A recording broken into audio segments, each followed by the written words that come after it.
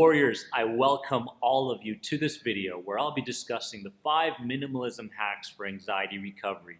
Now, make sure that number 1, you don't get distracted by the redness of my toque. Comment below, let me know if you like the redness of my toque. Number 2 is please don't get discouraged by the simplicity of these routines and this message. If you practice something, if you repeat something, enough times with good quality behind it, many times those simple basic things can make the biggest difference in a person's life. So don't be discouraged by the simplicity of today's message. Number 2 is please anticipate what's called cognitive emotive dissonance. This means that as you implement these 5 changes into your life, there will be feelings and emotions that arise. These feelings you may label as wrong. It feels wrong, so it must be wrong. It goes against what I'm used to, so it must be wrong. My friends, nothing could be further from the truth. And number 3, back to simplicity, make sure that you understand that whether you've gone through anxiety for a longer period of time, or whether it's at a stage where it's severe, it doesn't mean that the answer is just as complicated as you see your problem being. Many times, like I mentioned, the simple things can make the biggest difference. So we must attach a new mindset to our anxiety recovery in general. Minimalism hack number 1 is clean up your wardrobe. Please clean up your wardrobe. Have limited amounts of outfits for the day and night. When you wake up in the morning, recognize how much time you're spending on what you're going to wear. Should it be that shirt with those pants, or those shorts with that sweatshirt, or that jacket with those shoes? My friends, what you're doing in that moment is really working the neural process in your brain. I mean, as simple as the decisions may seem to you, you're using up an enormous amount of energy within your mind. And therefore, that energy will translate into your body. And therefore, when a problem shows up later in the day or a challenge, you will not be able to handle that challenge as well as you possibly can with the information and knowledge that you're gaining from this content, because you've used up your willpower points in the morning trying to decide what you're going to wear. So keep it simple, really simple throughout the day. And if you do something at night that's different, throughout the night. Okay? Keep it simple. Number 2 is find your pleasant scent. Find your pleasant scent. Because the olfactory sense is directly connected to reward, to threats, and to homeostasis, meaning you can smell something and automatically attach that to a certain memory that is pleasant. You can smell something and automatically attach that to something that was a danger or an emotional trauma from the past. You could smell something and all of a sudden there's a rush of balance and homeostasis going on within your body.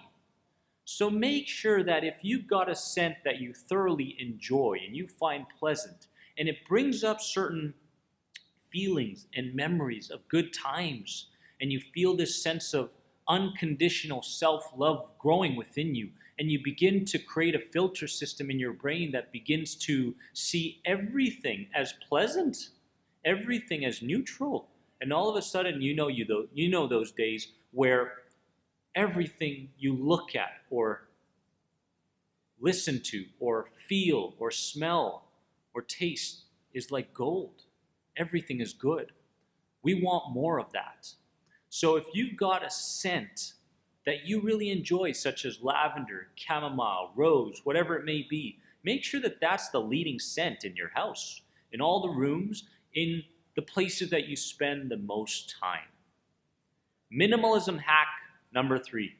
Remove materialistic wants. Please, I know so many people out there, that have collected all sorts of crap, garbage, that's sitting around their house, cluttering their house. They rarely look at it. And a cluttered house means a cluttered mind, which means that you're using up an enormous amount of willpower simply trying to process, unconsciously process, all the stuff that you have in your house. It's not fair to your system because you've got challenges coming up. You've got to be able to interpret sensations differently. You've got to be able to interpret your boss's language and words differently. You have to interpret challenges as you go through the day differently. You can't do that when your system is working so hard to process these new objects all the time within your environment.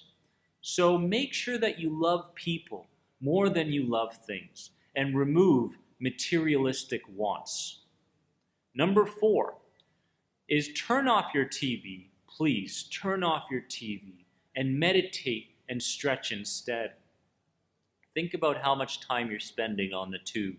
Think about the idea that as you're driving home from work, you're thinking about the show or the sporting event or something like that, that is just as stimulating, if not more stimulating, than your work hours that you just went through.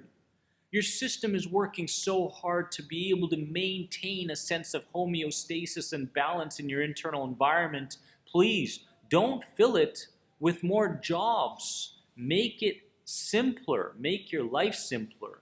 If you begin to just slowly limit your TV time, limit other things that you're doing that is costing you willpower points, that is overly stimulating you, you will take a massive step in the right direction. Meditation creates a parasympathetic environment within your system, which means that now you're resting and digesting properly, not a sympathetic system, meaning your fight or flight response is on.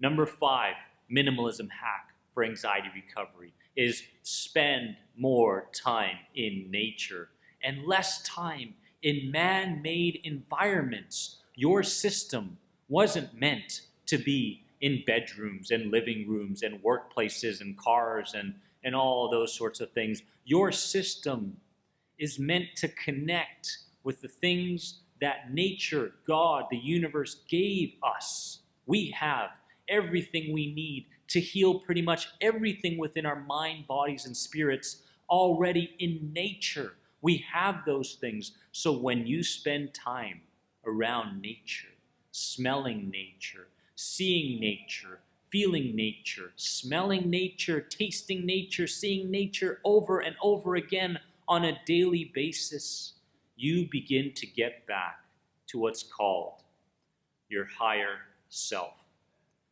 The part of you where you can trust your intentions, where you can trust your intuitiveness, where you no longer are attached to thought, where you no longer entertain limiting and negative ways of seeing things. This is the real you. But unfortunately, you've been so brainwashed and manipulated over the years through your authority figures, through media, through the TV, through people's opinions, through complications and chaos all around us, that we lost who we truly are deep down. My friends, we have to get back to who we truly are. And we can do that by applying these 5 minimalism hacks starting today. Take them, run with them, apply them, share it with someone who needs this information. I love you all so much from the bottom of my heart. I hope you enjoyed me with this red toque on today. Comment below, let me know what you think. Please subscribe to my channel, hit the bell for all the notifications. And if you need more information on the End the Anxiety program, a CBT-based approach to ending your anxiety, head on over to anxietyexit.com. Check it out. You are more than anxiety. Love you.